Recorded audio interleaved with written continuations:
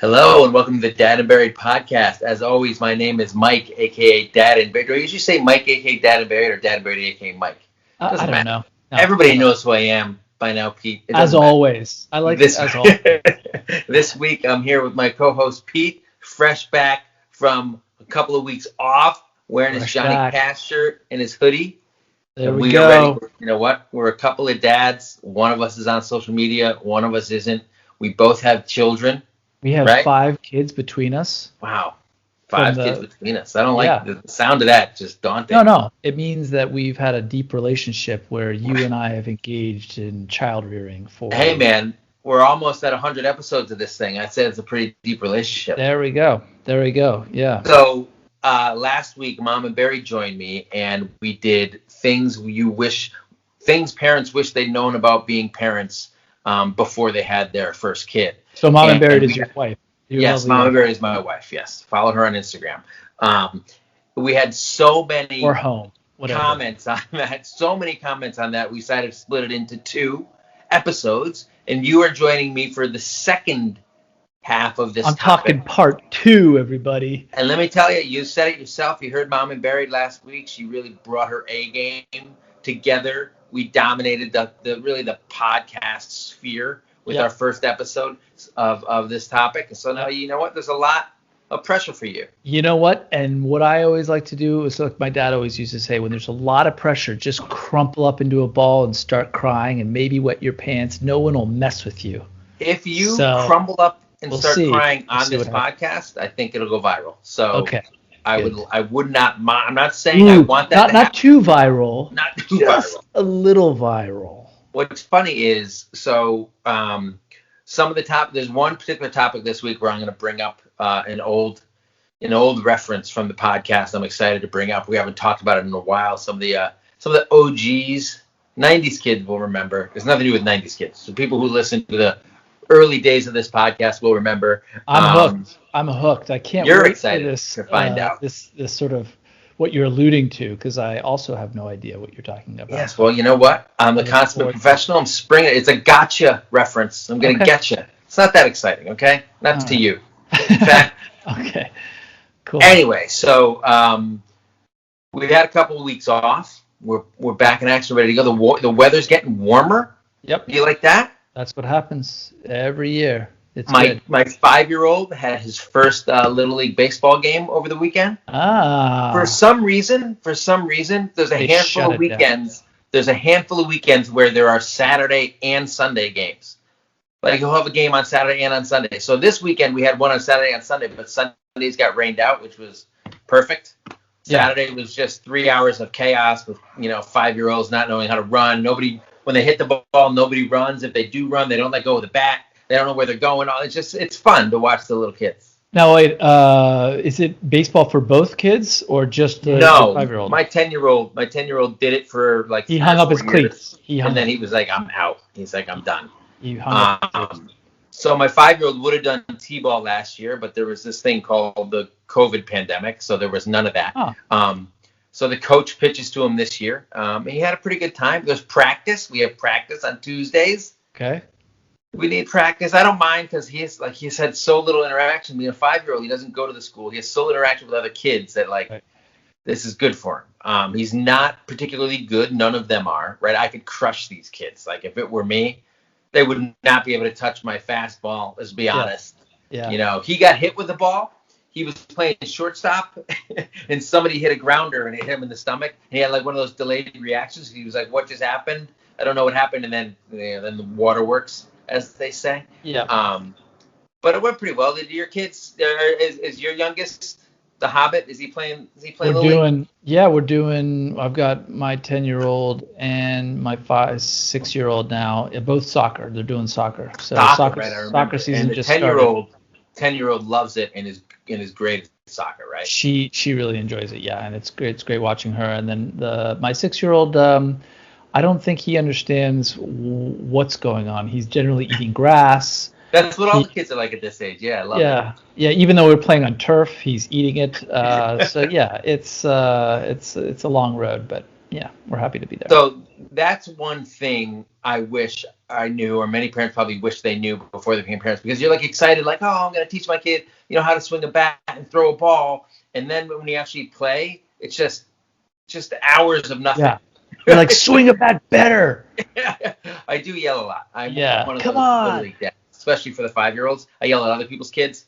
Like when the kid swings and spins in a circle too, because he doesn't know how to plant his legs, I go in on that kid. I'm ruthless. The only reason I'm a coach is to yell at other people's kids. That's it. It's a nice loophole. By the way, that is a parenting hack, is to simply just become a coach of some kind, of any kind, a life coach, and you get to just immediately yell at other people. And everyone's like, okay, that makes sense. And you're like, cool. Fun fact, that's why Bobby Knight became a basketball coach. He was just like, I just love to take out my temper on other people's children. But he also hated chairs too. It's true. Well, obviously. Yeah. Almost as much as wrestlers hate chairs. Yeah. So that's what we're going to get into tonight. Things we wish we knew about parenting before we became a parent, because we all have preconceptions and they often turn out to be misconceptions. A lot of times we have kids for the wrong reasons. I thought I was going to have like little servants and they were going to do the things that I say and also like the things that I like. Guess what? That's not how it works all the time. That goes back to my crushing into a ball and crying while also wetting yourself. Sort of, that's in that camp of, that didn't work out. See, that's what we're going to get into. Hopefully one of us, by the end of this episode, is going to be crying some serious tears, right? This is like a Barbara Walters thing now. We try to make each other cry with hard-hitting questions. I'm going to tell you, when I hit you with that callback later, you're going to be... Oh, yeah? Waterworks? Yeah, Waterworks. Boy, I can't wait for this stuff. All right. We'll get to it right after this. All right.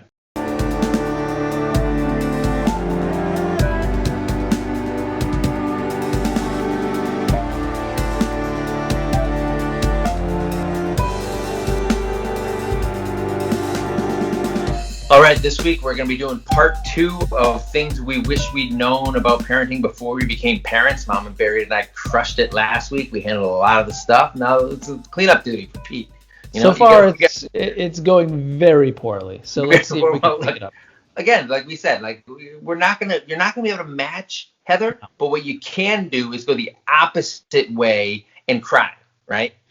Okay, fair enough. I didn't know exactly where you're going with it, but I accept. You can go the opposite way. Yeah. Well, we can talk about that after. So I want to remind everybody that you can listen to last week's episode and obviously this one and every other one on all of them are there on Apple and Spotify and anywhere you get your podcast. Please subscribe and tell your friends, and check me out on Instagram and check my wife out, Mom and Barry, out on Instagram and Twitter and Facebook. We're all there. Love it if you would spread the word. Coming up on 100 episodes. Not a lot of podcasts make it there, right? No, not at all. But we got there, like Terminator, just clawing our way one on. Just not like I thought Terminator died. Nope, it's still there. The Dad and Barry podcast still going on. You thought he was toast. You thought we were toast, but guess what? It's so weird because I'm pretty sure he got crushed in podcast episodes 1 through 57. No, it's still going. Wow. There's 30 sequels. Wow. If you want to make sure we keep going like Terminator, you can throw us some money on Anchor or Patreon. You can watch individual episodes and see what Pete and I, or Mom and Barry and I, are wearing, or how my hair looks on a particular week on YouTube. Feel free. The videos are up there. We know there's some people out there that like to see. Yeah. Poor man's Michael Fassbender, right? That's what we came up with for you a while ago. Yeah, very poor. Yeah, your poor man's Michael Fassbender. So speaking of Michael Fassbender, you want to talk about Star Wars, to which Michael Fassbender has no relation. Yeah, wow. Star Wars. What an unbelievable segue. He's in the Alien trilogy. He's in the new Alien movie. Okay. All right? You can't just be like, he has no relation and be like, well, he's in these other movies. Like, okay. They all take place in space. And we talked about Terminator. I should have gone from Terminator to Fassbender to Alien, and I didn't even do that. You absolutely blew it. Look, let's get serious. We've talked a lot about things like mental health and parenting and all the different things like postpartum and whatnot. But what we haven't talked about and what parents don't understand is that, and this is key, if you show your kids the Star Wars saga and you start from actual episode 1, you've ruined it. God. You've completely blown it. Don't show them anymore, and you've made a huge mistake, and you're really an idiot, like me. And so I was showing. That's what you did. You started from Phantom Menace, and you were like, "We're gonna go chronologically." I didn't know what I was doing, Mike. Why didn't you reach out to me and you'd be like, "Mike, help me out"? I didn't want to have yet another exchange. I didn't You're like, want. Mike, I've only seen I Am Legend. Can you tell me something about these Star Wars films and how we should watch them with my children? Who were you showing? Which kid? It was my middle kid. Yeah, and my daughter. And the thing is that it should just come with a warning. It should just say, look, don't start at the episode 1.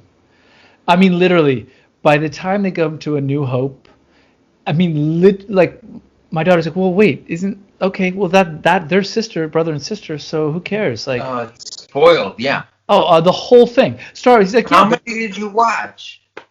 We watched all 3. Like, Okay, but up you to got to A New Hope or no? Yeah, we got to A New Hope, and then by the time it was A New Hope, it was just like, yeah, I know, we get it. Yeah. Like It's all anticlimactic. It had all, like, none of the drama was there. It was all really pretty, like, mundane. Can I tell you, because there's a lot of discussion about this, as you can imagine, on the interwebs, there has been for years. And what I think the best sort of approach is, if you don't go 4, 5, 6, which is New Hope, Empire, Return of the Jedi, and then go to the prequels, the way they were released, basically release order. If you don't do that, I've heard that the best experience is to do A New Hope, then do Empire, and then you don't even watch Phantom Menace, garbage. You watch Attack of the Clones and Revenge of the Sith as, like, after you know the biggest spoiler in the series, which is the Luke Vader relationship. For some reason I'm scared to even spoil it here, where you find out that Luke is Vader's son. Then you put the second 2 prequels, because it ends up being like a flashback to here's how Darth Vader got here, and then it goes to Return of the Jedi, which is like the culmination of their story. I actually stopped listening to you halfway through, but not a bad idea. I mean, look, anything is better than what I did. It's called the machete order. I think that's what it's called. God, I don't know why. Anything is better than what I did. It would have been so much, but just start with A New Hope. Forget the prequels. But did she like the prequels? Yeah. Okay.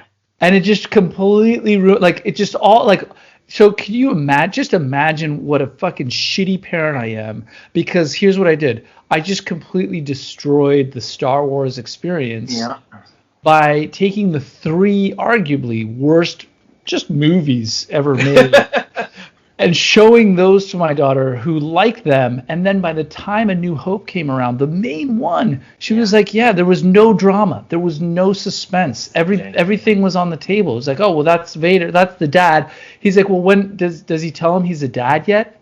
Oh, no. I mean, it was the whole time I was like, you don't understand. She's like, Dad, why are you yelling at me?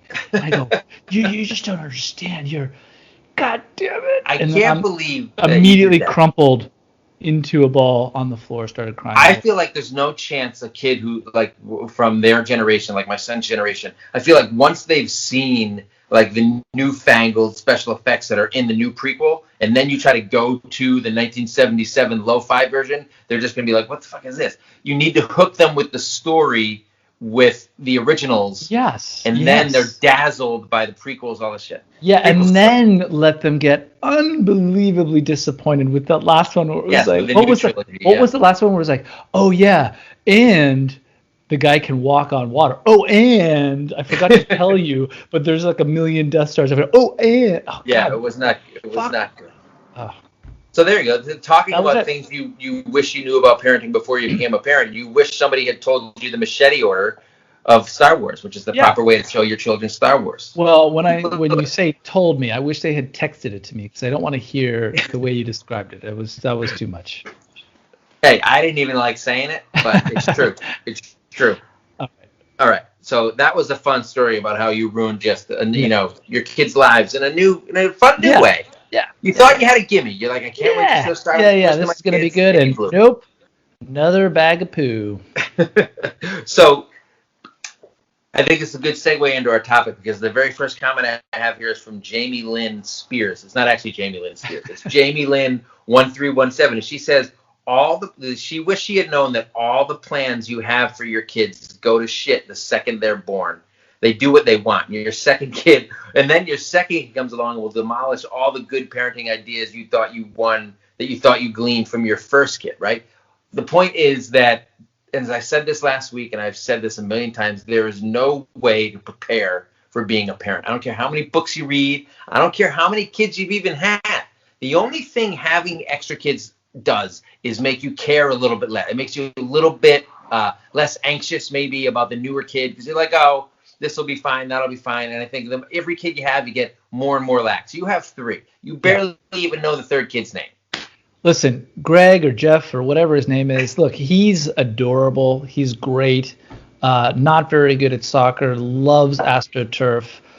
2 breakfasts. He loves 2 breakfasts. He does actually enjoy 2 breakfasts. It's incredible. So yeah, I mean, look, you definitely get. It's hard. You can't possibly plan.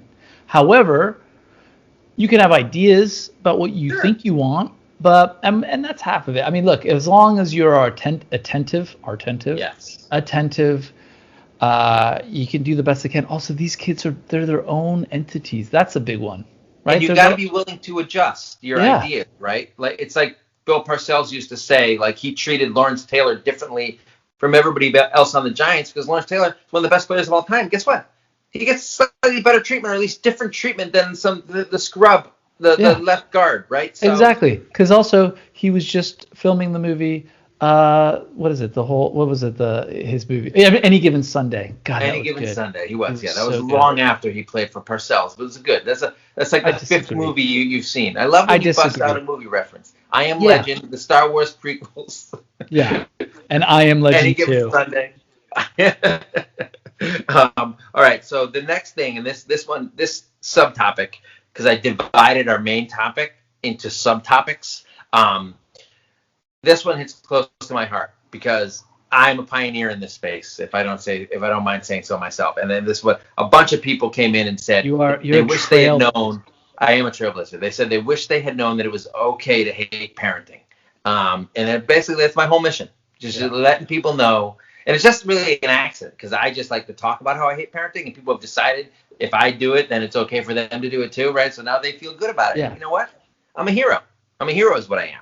And a bunch of people said that. Mrs. Schultz, 1988, said, I wish just one person had told me that I don't have to enjoy every moment. So one of the most notorious platitudes that parents hear all the time is, you're going to miss this, right? You're going to miss, like your kid's throwing a tantrum and you're annoyed and some old woman's like, oh, you're going to miss this. No, I'm not going to miss this particular thing. Yeah. I don't have to cherish or enjoy every single moment, right? Yeah. Some moments are crap. Yeah, I mean, stop and pay attention and smell the flowers. And I think that's sort of the point is to, you should realize that things move faster than you think. What is it? The days are long, but the years are short kind of thing. But I'm not going to enjoy every moment. I don't enjoy every moment of good moments. Yeah, no, I know. I'm definitely not enjoying this moment. But I think one of the things that you just have to keep in mind as a parent is what's really hard to keep in mind, I should say, is the moment that in particular moment you're tired. You're exhausted. Yeah. Please just do this thing that I'm asking. No, you're getting pushback. Come on, please. No, it's becoming a thing. It's getting bigger. And it's just like you're on fire. And then eventually the kid goes to bed, and then you're in bed, and then the next day you wake up and you try and do it. But over time, you start to forget that. Yes. And what you only remember is the time that the kid went sledding down the hill and then hit that jump and then totally nailed that snowman. That's the kind that didn't happen. You're a liar. Well, I know, but that you could imagine what it would be like if it did. It would be pretty awesome. But yeah, you forget the minor bad stuff. Yeah, and you start to kind of cobble together. It's interesting how that works looking back. I mean, I have a 13-year-old and a 6-year-old, and just it is interesting looking back and kind of forgetting how it used to be. I viscerally remember just the exhaustion of the younger time, like just being overly exhausted. So I do appreciate But it fades. It fades, right? It fades, but you said it last week actually. Like, each phase comes with it unlocks. Trade-off. It closes one set of issues and it kind of opens up another set. You just got to be. Oh, the one thing I will say actually is, and this I think is directly when we had our second, it sort of just clicked to me. I remember I wanted to go out to go out party. Yeah. I wanted to go out and meet some friends who we had met. We had made plans, and what I realized is that there is this really strange thing that happens whenever your desire to want to do something is deep. Meaning, like, okay, I want to go, and I've made plans with friends. I made, everyone knows about it. It's on the books, yada yada. But that as that moment approaches, your desire to actually leave the situation will inherently make your whole physicality and mentality make it worse. So the kid is going to reflect the energy, and the energy changes, and the kid becomes worse. And then you become worse because it's direct conflict. The more you pull, the worse it's gonna get. And so the only thing you can do, honestly, is you just gotta lean into this shit. You just gotta lean into it. Be like, all right, well, I guess I'm not gonna go for a little period of time, whatever. Like, I'm gonna be late. I know I said I'd meet up at 7:30, but the thing you gotta loosen your grip a little bit, but it's not easy, right? It's so I'm still not good at it. Still not good at it. The other Kira Simon says that there will be she wished she had known there will be some moments where you won't like your kids. They can be assholes just like us, and I mean, they're just human beings. And guess what? They're cuter and they're yours and they're vulnerable and all that stuff, but they're also just worse at being people. Right? Some of the stuff they're worse at makes them adorable and precious, and some of the stuff they're worse at just makes them fucking annoying and makes them a liability to go out somewhere with. And you're allowed to acknowledge that and to be like, you're not horrible if you're like, my kid is being a dick right now, and maybe it's not his fault, but it's still happening. It's like, look, we're either getting in this club, stop being a dick, man up, and it's just, come on, let's go, okay? I know you're quote unquote tired, but suck it up, man. Honestly, this is the hottest club in town. Exactly. It's got everything. Babies. All right. Neen Yoga. So the next topic I had was how people wish they had known. So Neen Yoga _ says she wished she would known that the kids would never go away. They're always with you. They're always asking for shit that they don't even know exists. They're always up in your face, right? So I put here in the little notes about my wife. So when she was in high school, and this has been on like sitcoms and shit and all sorts of variations. I didn't have it in my school because I went to an all-boys school. It's great. They had to carry around, like some schools, it's like you have health class or something, and to teach you the responsibility of a baby, you have to like carry around an egg for a week and not break it. And like I think hers was like a bag of flour, right? And you have to have a bag of flour so you can understand like how heavy it is all the time, and you have to hold on to it. And I think that's a clever way of teaching you that when you have a kid, it's a burden and it ruins your high school experience for sure. For sure. Right. Although my high school experience, honestly, it couldn't really go down from where it was. Maybe a baby would have livened things up. Well, my baby would be like in college now, and I'd be all set. You'd be the only clarinet player with a bag of flour strapped to your chest around the whole way. Hey, Mike, how's everything going? Did you just talk to him? Ew. P Butter Mama says you will.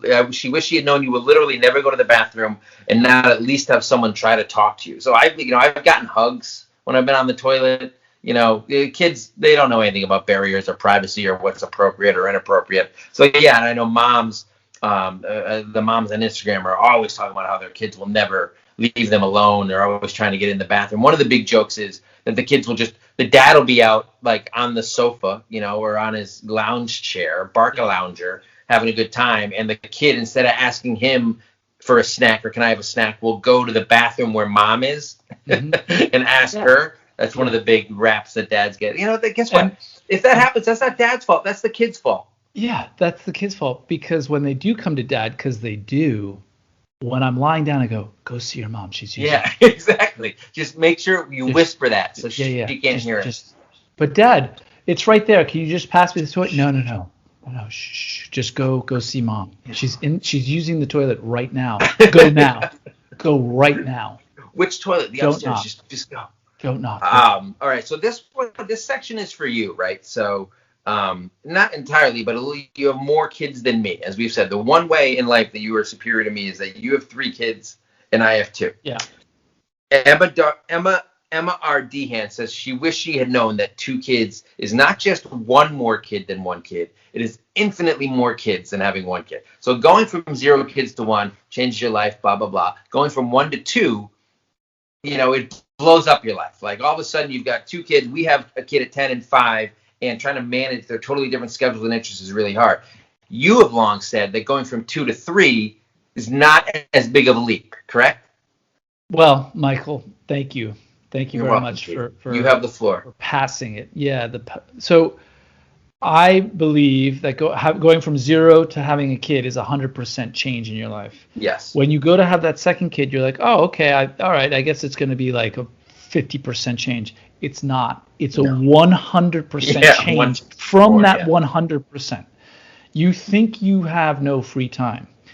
There is nothing that will tell you how little free time or how much free time you actually have than having 2 kids. Because it's all gone, right? Like you go from a zone defense to man on man. Any minute you had is now gone. But what's interesting is the fear that I had having a third one, I thought I was going to do that again. And what it ended up happening is it was like a 15%.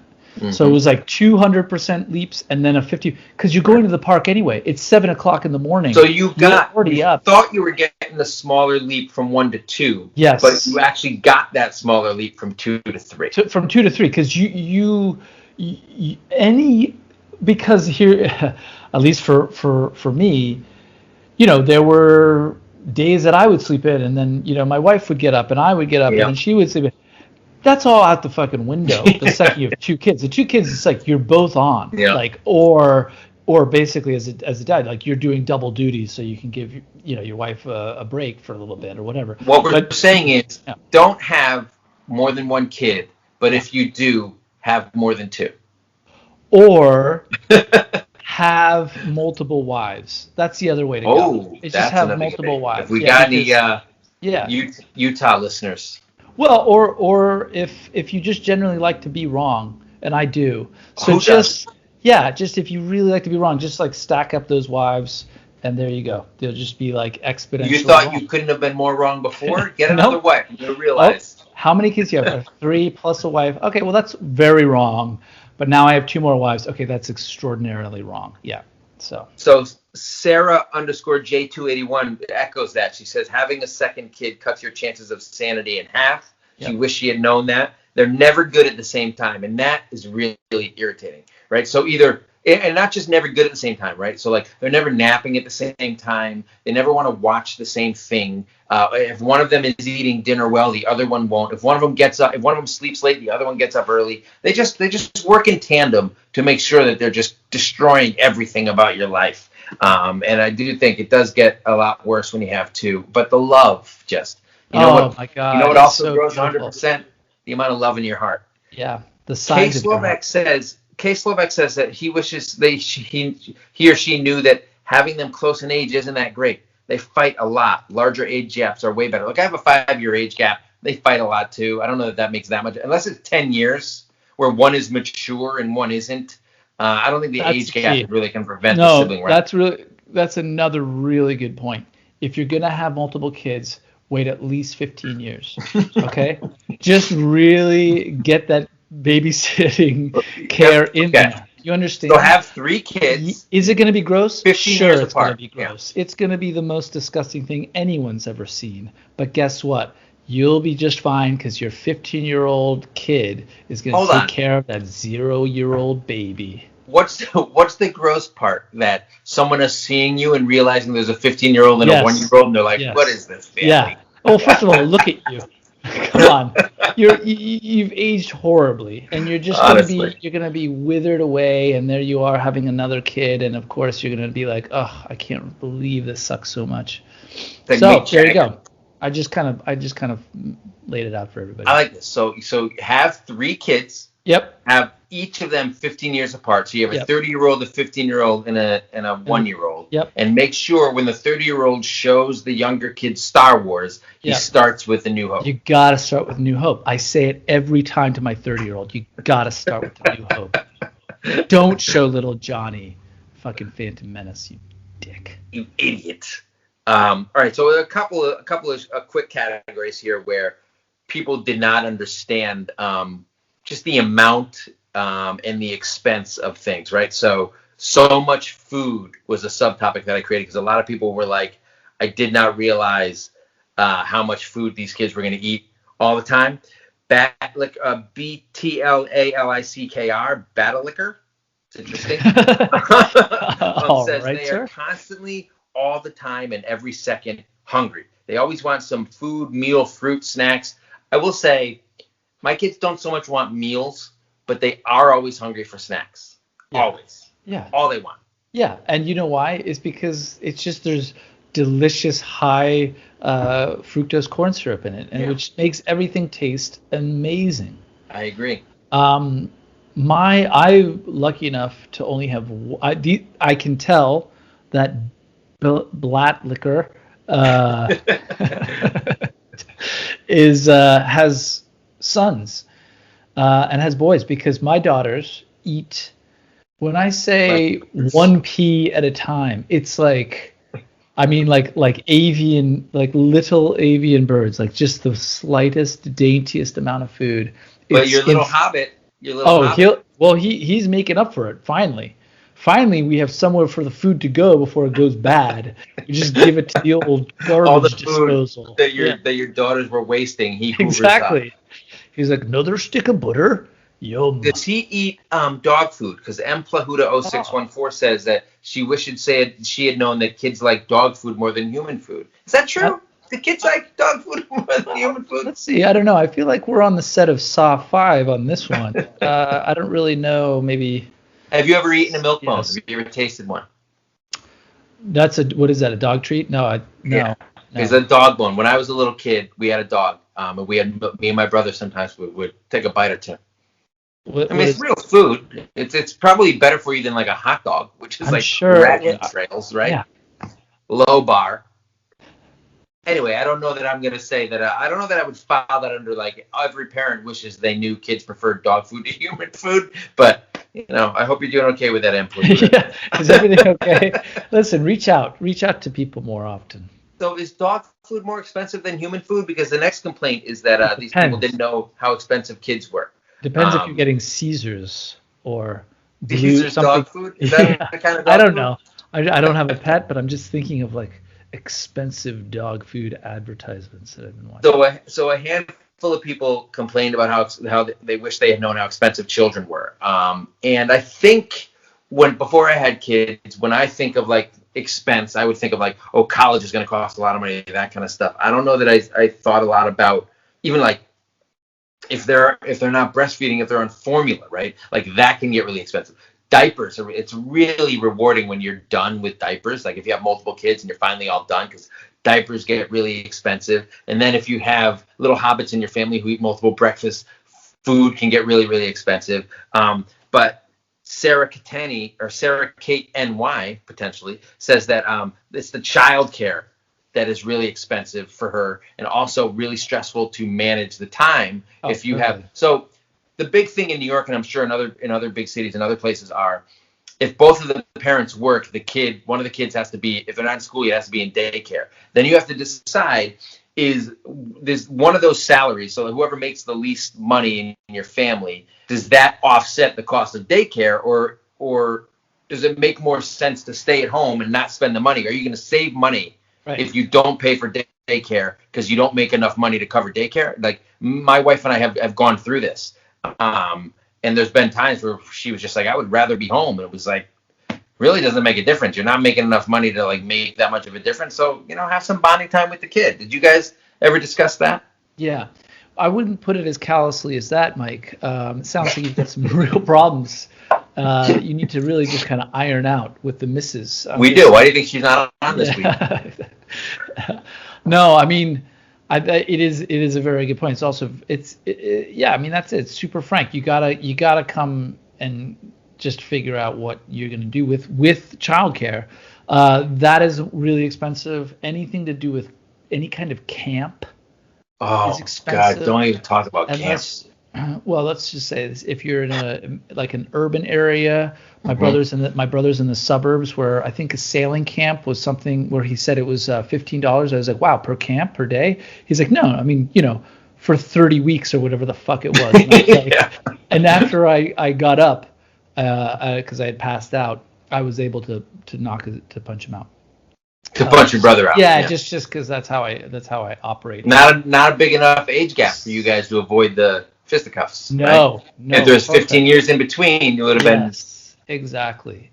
No, we're exactly 7 months apart. So yeah, I think the point is the kids can be expensive, and what comes along with it is really just the care. The care is what is expensive, whether it's school, camp, or a babysitter. Oh my God, babysitters. I mean, look, one of the benefits of the pandemic, not that there's been a benefit though, is haven't had to pay a babysitter in a year. I know. So I got that going for me. But Sarah, actually, one other thing that Sarah Kate mentioned that's really is the stress. Oh Yeah. man, oh, the sitter can't go. Oh, the sitter can't. Oh So God. do you remember pre-COVID times when we actually went to our stupid offices and our Yep. stupid work on the stupid train? Well, guess what? Remember when you'd have to like rearrange your whole schedule and your whole day because the sitter couldn't make it and like everything had already been planned out and it was like the one day Yeah. where like everyone's going to the doctor to get flu shots or something. It was just like a total disaster, and so you had to like rearrange everything. That's Am I correct? I believe that there have been times where we would be out, like a whole bunch of us would be out, probably like Williamsburg or something, and you and your wife would split it up so that like you yes, would come out for the beginning of the night and then you yes, would bail and you would go home and babysit and not even babysit, just parent your kids. that's And then your correct. wife, when you got home, would come out and she would tear it up for the That rest of the night. that's right. That's not a dream, Mike. You didn't dream that. That actually happened, and that's Interesting how strategy. we. Did you like that? Did it work out for you guys?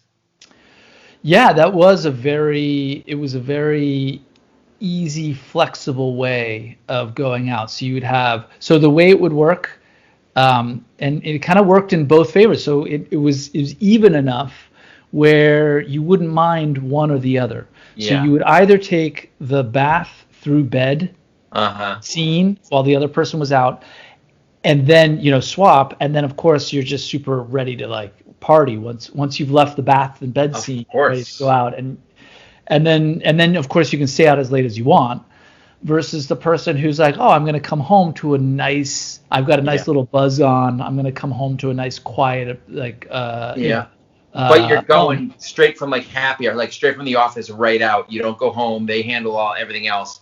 You go, so you get like the momentum from like happy hour for a little while, and then you go home. No, And I then don't think we did it that way. I think we would only do that on the weekends. You know what I mean? Like uh, on Saturdays where one of us would, if we didn't get a sitter, and actually I don't think we needed a sitter because of but see just how that. ridiculous this is? Just all the logistical Yeah, juggling and trying to figure it out. I But do if you see. don't want to spend an extra $150 on the night to get a babysitter for both of you, you do something like that, and you Yeah. swap off throughout the night, or you swap off who goes out with who. And Okay, here's something. You want to know something as a parent?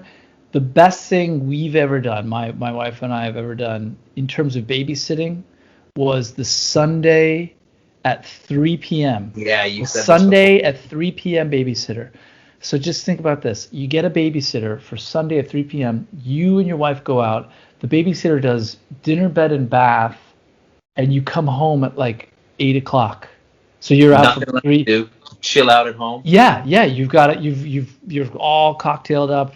You come home, chill out, watch a little TV. You're not forced to go anywhere. You're like like I just back in the pre-COVID days, you'd go to the movies. What a waste of time. Whatever. But the point is it's just like you go out, you can have a real.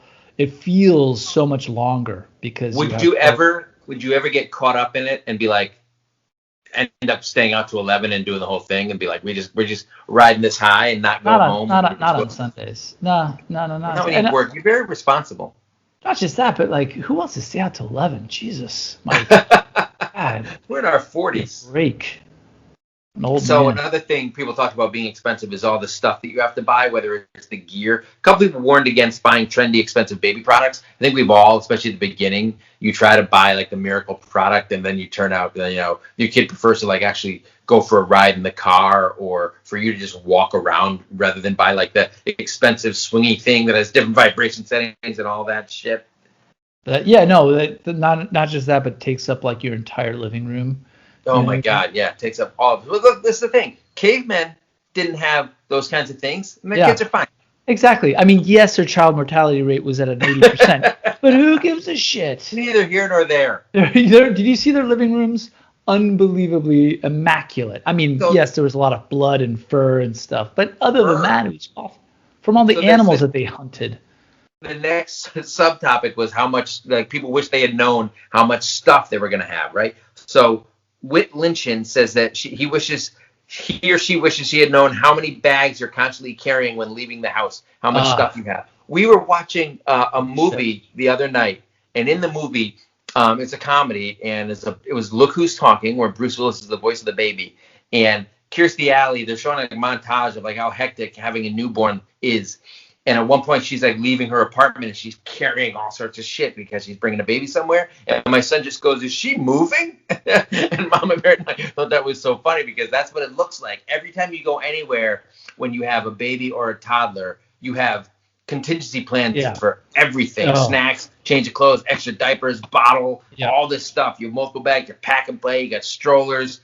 And then you get home, and inevitably, like you said, unless you're a caveman with kind of a spotless living room, you got stuff everywhere because you're just exhausted. You're dropping it. There's baby gear all over the place, and nothing makes Mama Berry more stressed out than clutter. So shouldn't have had kids.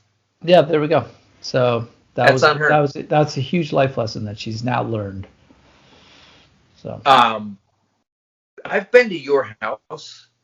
It's been a what? While. But I don't remember that much clutter. But I think you have the kids' rooms on the other floor. Yeah, we do have. It's funny actually. A friend of mine came over, and he's my age, but he doesn't have kids, and he doesn't. He's single. He doesn't have kids. He comes in and just we do. I mean, our stuff is we definitely have stuff, but it's kind of tucked away. It's in those IKEA bins, like all the toys are in. My wife always wants to buy more bins. There was like I guess there was like one couple like a Lego set, one piece of Lego set or whatever, or a piece of a Lego set that was out, and he just immediately was like, "Wow, it's all over, huh?" I was like, immediately told him to get the hell out of my house. Yeah. And what did you have him over for? Don't have any child-free people over your house. This was a while ago, but it was funny because it's just funny when you just walk in and someone just immediately is like, "Oh wow, you do have a lot of stuff," and you're just like, "Really? I mean, okay, yeah, I guess we do." God. I mean, it's everywhere. It's all out in the open. All these toys. You get dead into it, right? You're so used to everything being everywhere that it just becomes part of the scenery. What doesn't become part of the scenery is all the gross stuff that kids can lay on you. And I feel like I don't know that I thought that much about anything besides like changing diapers. But there's a lot more to it. So as Jam76 says, she wished she had known it was so gross. I've caught vomit, been pooped on, and given enemas. She has given enemas. She says her kids are 4 and 2. Yeah. We get a constipated toddler or a baby. That's no fun. This is good. EMO Rose says the number of times I've cleaned shit out of the shower far exceeds what I would have imagined. I've never had the poop in the bath thing. Knock on wood. My kids have never pooped in the bath. We have one sort of family lore story where my 2 girls were bathing, and all of a sudden my older daughter goes, "She's got a tail! She's got a tail!" Yeah. Oh, God. It was so gnarly, but also so awesomely funny. It was so great. But that was the only time that had ever happened. I find it disturbing, and I don't like when you bring it up. She's got a tail. Just really a good.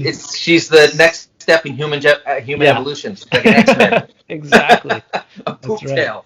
Yeah. So I want to get back. Jam76 mentioned that she's caught vomit. I think I've caught vomit. Just vomit is all over the place. So much so that my man Pete here His family has a puke bowl. We don't catch vomit anymore, of course, because we're higher up. You have your engraved, the Anderson family puke bowl. Yeah, it says KitchenAid on it. No. Oh, gosh. Dude, it's a stainless steel bowl. I hate it. And, okay. Do you hate it? Okay, let me...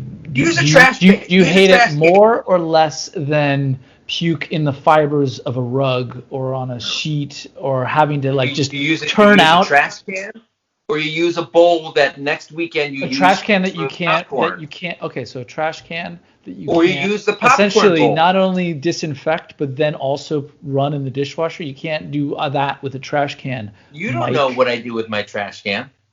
I've seen I put it through the dishwasher and then it disintegrates. What do I care? It's a trash can. Yeah. Where did the trash can go? I don't know. I never... But you grew up... Your family grew up with puke bowls as well? This was not a tradition. This is just the common goddamn sense. No, man. I'm not saying it's a tradition. I'm saying, but I didn't. You don't need a trash can. It's not that no one's putting 7 gallons of puke. It's just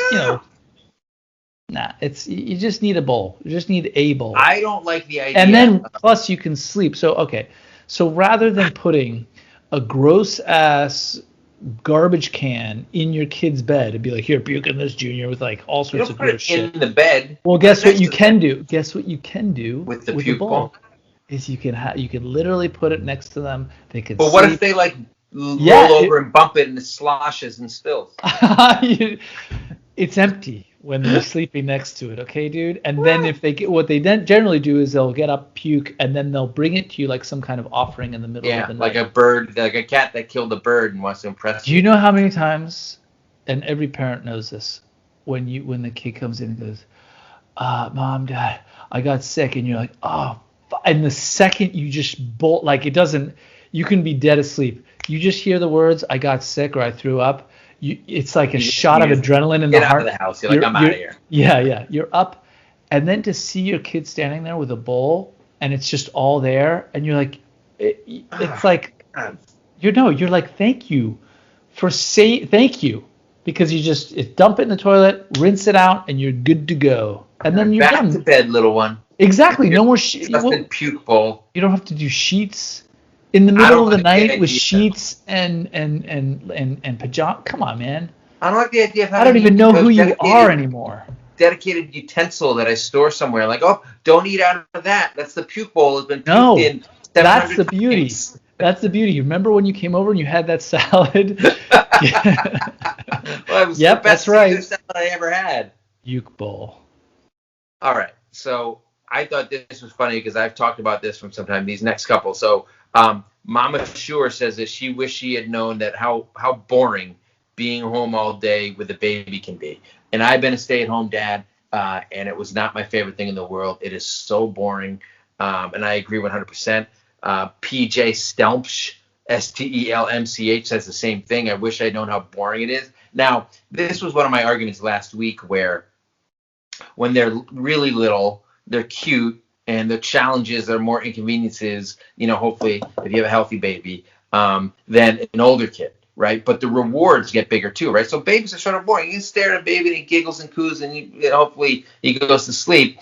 A toddler, not quite as boring because they're lunatics. They do whatever. And then, they become their own people. And you can have conversations. You can show them movies. You can show them Star Wars in the wrong order and ruin a formative experience for an American child.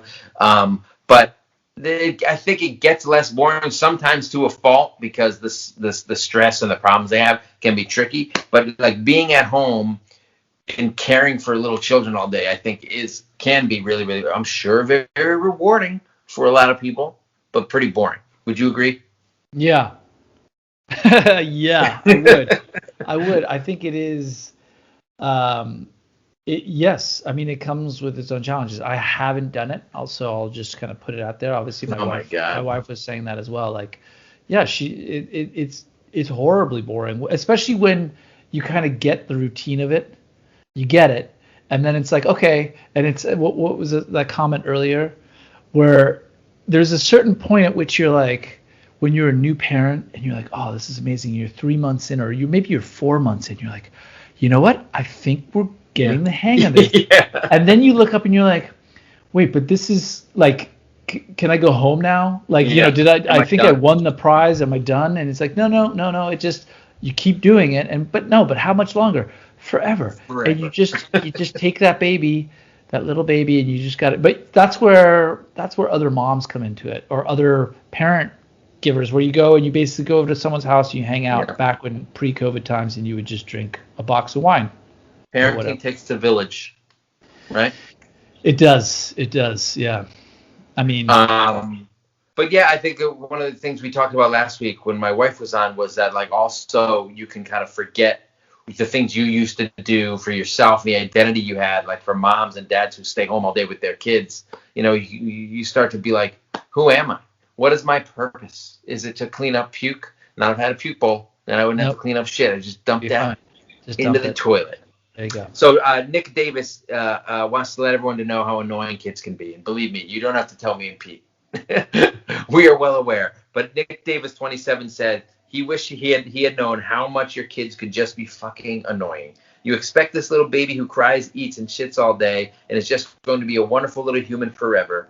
But now they talk nonstop. They eat the worst food ever, complain, correct you like you're an idiot, and drive you insane. Nothing else in life makes you question your own sanity more than being a parent. They can be the worst people ever, and yet you still love them more than anything. It is the weirdest thing ever. So what he said didn't sound boring, but didn't sound great. No, it didn't. So I would agree. You know what? Yeah. It doesn't matter if they're your kids or not. Kids are annoying. Guess what? Other people are annoying, whether you're related to them, whether they're adults, whether they're children. Humans are annoying. You're annoying. I'm annoying. We're all annoying. Let's move on. This is annoying. What's the next? So we all need help. We had a whole episode about this, about how angry we were with people who have like family nearby. Because that is one of the biggest perks you can have if you have that as a parent, right? So Missy Wolf 921 says she wishes she had known how to create a support system and ask for help. But there's a flip side to that coin, because she also wishes she knew how to create boundaries with her family. Yes. Right. So I know that some families can be pretty intrusive and they're coming over. It's like Everybody Loves Raymond. They live next door and they're coming over all the time. For Mom and Barry and I, our parents are both far enough away that you can't just drop in. You can't pop in. My brother his sister-in-law has like 5 sisters. They all live nearby. My parents are nearby. So they, for a long time, have like a lot of built-in babysitting and that kind of stuff. When you don't have family nearby, you don't have somebody that you can do that with. Do they have pop-ins? Do they have a lot of pop-ins? Yeah. That's the other side of it, right? It's like that can get really annoying because everybody wants to come by. They also think that like if they're helping out all the time, maybe they're entitled to a little pop-in, right? The way you said it was weird, but okay. You know what? All right. You're weird. What does that mean?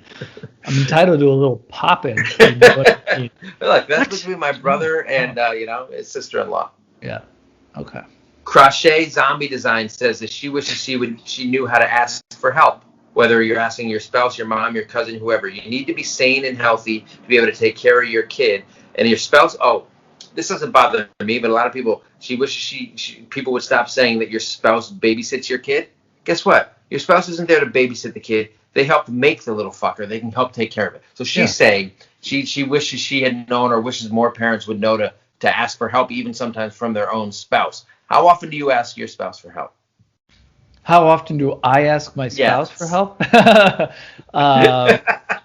Well, let's see. It's just the beauty is I don't have to ask. It's just given to me because I have such a wonderful spouse. What a union. My wife. What a union. Wonderful spouse. You have a wonderful spouse.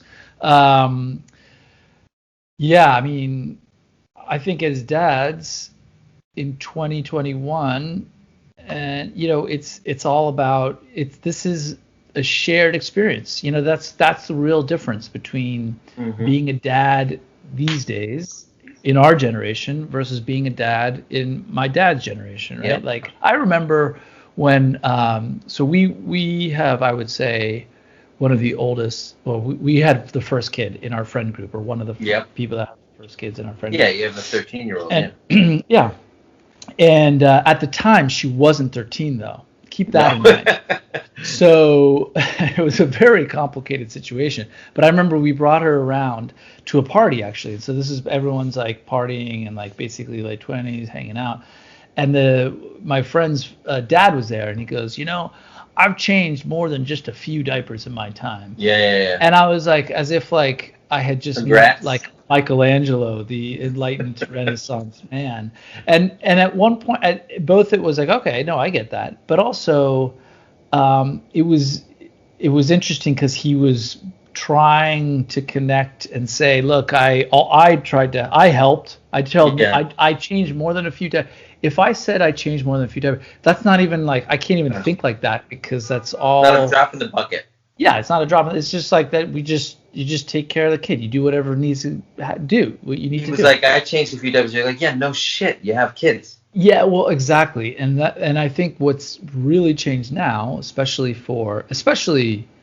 and again, this is a dad podcast for dads, is being as much a part of that, of raising your kids as much as you possibly can, literally as much as you possibly can. So whether that's as much as you want to be, let's not go crazy. Okay. As much as legally is allowed by the following states. Once every 2 weekends, yeah. Yeah. So what's funny, but this is a good segue into Kristen Dillon 9's comment, where she says, I wish someone had told me that I would in no way be able to just do pretty much what my parents did in terms of parenting. She's like, that's what I thought I was signing up for, which I think in a lot of ways parents were less involved. So look, you can say these days, like, we can give kids iPads and do all that stuff and they can go off. But the reality of it is, back in the day, parents weren't quite as involved nonstop in all their kids' activities. So like, go out and go do your thing you wouldn't see them for weeks. Who remembers fucking milk? Remember the milk? Every day there was like a kid who had disappeared. Yeah. I mean, Jesus, like, that doesn't happen anymore. Okay, come on. Yeah, exactly, because no one's allowed to go out anymore, because you got. The point is every day when we were growing up, a kid would be abducted. Why? Because our parents were stupid idiots who just loved the fact that their kids would go outside, ride their bikes, and get abducted by freedom. Well, the amount of free time parents had back then was really something. But again, the downside was a lot of abductions. Right? I'm not joking. This is a real story. A friend of mine told me a story that he said that his friend was one of those. I mean, this is not funny. Was one of those kids who just went missing. I mean, like, what the fuck are you talking about? Did they find him? No. That's what I was saying. He was telling the story so matter of fact that I was like, wait, what? He's just like, growing up, I had a friend. He's gone now. Yeah, exactly. So there we go. So that it happens. I don't know. I don't know. So maybe Kristen Dillon is doing her kids a favor by parenting a little bit harder, I think. We're definitely more hands-on now, which is more stressful in a lot of ways, but also, again, more rewarding. I'm interested to see. I really, and we've talked about this so much, but I'm so interested to see what this net effect is going to have on this next generation. I mean, we have obviously millennials. I mean, we have, which I think we're pretty close with anyway. But the idea that you're special, those participation awards like that, is, you're starting to see how that manifests itself in what people, influencers, society, like all of this concept of like, look at me. I think that's really interesting. I just find that really, really interesting. You want to see where it pays off, like 20 years from now when these people are running things. Yeah, I mean, look, because if you just look at politics these days, I mean, I know it's both broad, but it's also pretty, you can really drill it down and get pretty specific with, like, millennials. Were you a latchkey kid? Were you, a helicopter parent? Were you told you were special every single day that you existed, and, whatever. And I think, again, this is part of the reason that I do this podcast, is because I want to try, and I just like getting curious and trying to figure out, breaking it down, what it is that we're doing, what it is we're doing here, and if we're it's funny. So the topic of these two episodes is what we wish we'd known about being parents before we became parents. And as I've said a million times, we won't know, and I said this last week, we won't know if all the parenting we've done paid off or was good. Not even right. There's no way to ever know if what you did was right or wrong unless you're having a control experiment and you're doing the exact same or opposite things with somebody else. You're not going to know for like 30 years if your kids turn out okay. And then you still can't break it down and be like, all right, this was a direct result of how I parented this or how I parented that, whether it was a latchkey kid or, a free range kid or whatever, right? It's impossible to tell. So much of this is a crapshoot. You just kind of got to, there's some things obviously wrong, like showing them the prequels before your personal trilogy. I mean, that in the moment, stupid ass shit that you should do like that. Like, don't ruin your kid's childhood by showing them the Phantom Menace to begin with. Learn from me, people. Let me be the pariah, the mistake, the fool that I am. Well, you know what? I don't think any of us here on this podcast have a problem with letting you be the fool, Pete. Okay. Thank you. I accept. I humbly accept. So, all right, man. Well, listen, that was good. Do you think we got all of it? Yeah, I think we pretty much got all of it. One thing I wanted to bring up before we wrap up, I meant to bring it up earlier, is I did start watching The Boys, which you were talking about a lot a year or so ago. Yes. I'm halfway through the first season, so jury's still out. Jury's out? No. I enjoy watching it. I think a lot of it tries really hard to be like edgy and nuts. The episode with the plane, which is like episode 4, where Homelander and the chick get on the plane. I thought that was really interesting, that whole thing that happened there. And I'm a big fan of Starlight. I'm a big fan of Starlight. Starlight's fantastic. Yeah, She's adorable. Girl Next Door.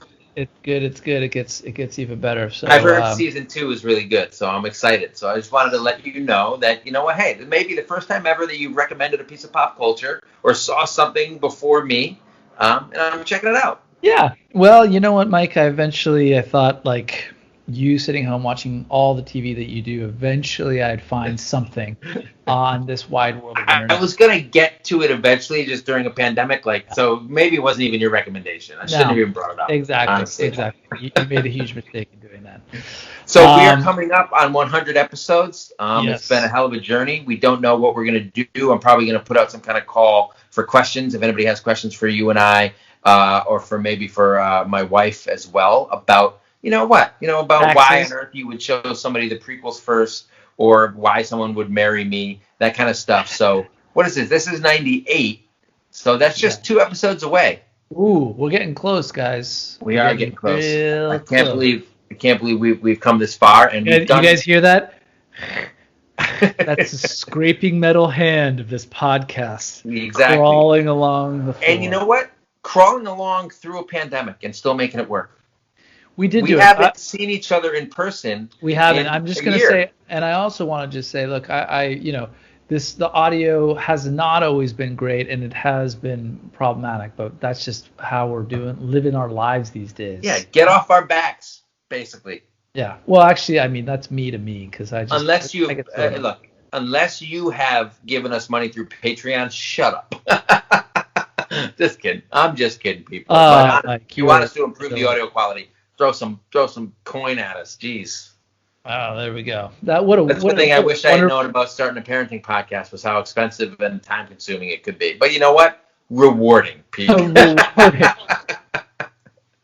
It's not all about you, Mike. It's about me. Okay? Exactly. There you go.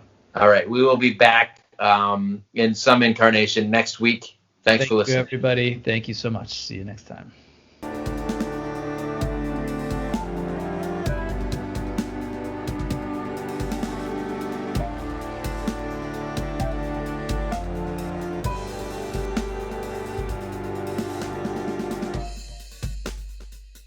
I don't know why you would still be watching This Isn't a Marvel Movie, no matter how much I look like Paul Rudd, which you can deny it all you want. It's there in the eyes, I think. I'm young looking like him. If you enjoyed the podcast, which you obviously did or you wouldn't be listening still, sign up on iTunes, Spotify, wherever you want to listen to. Comment here on YouTube, subscribe, hit that like button. We want to hear from you. Comments, questions, dirty jokes, money, all the money you can give us. We'd love it all. Catch you next time.